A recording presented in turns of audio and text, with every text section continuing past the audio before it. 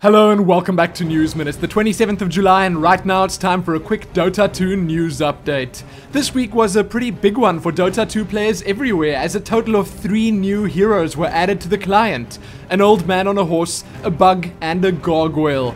Ezalor, Nyx and Visage. 3 heroes I would very much like to play.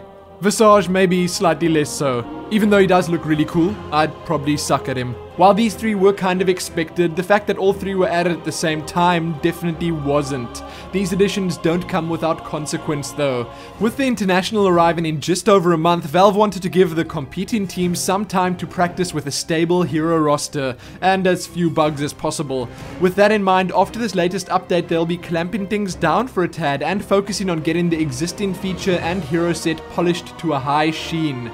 They tell us not to fear though, for they will continue to work on new heroes internally, getting them ready for release once the international is over. So that's a bit of an aw and a yay at the same time, I guess. Other highlights in this patch include the addition of a cooldown to being able to find a match when a player declines or abandons a game, a notification for when a tournament has a live game currently running, which I think is pretty cool, and finally the first of a planned set of improvements to the in-game tools for workshop contributors has also been added. It's called an import wearable wizard, which will handle the compilation validation of wearables for you.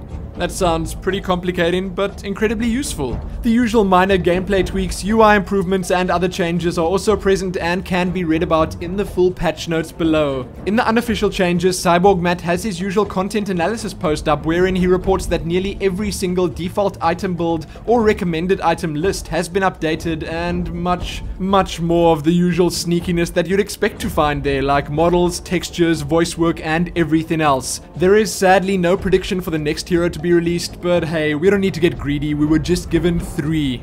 I've linked the post below so you can check it out if you're interested. That's it for this episode. Check back here soon for more, like the video and do all that other good stuff, and most importantly, happy trying to live without a new hero every week.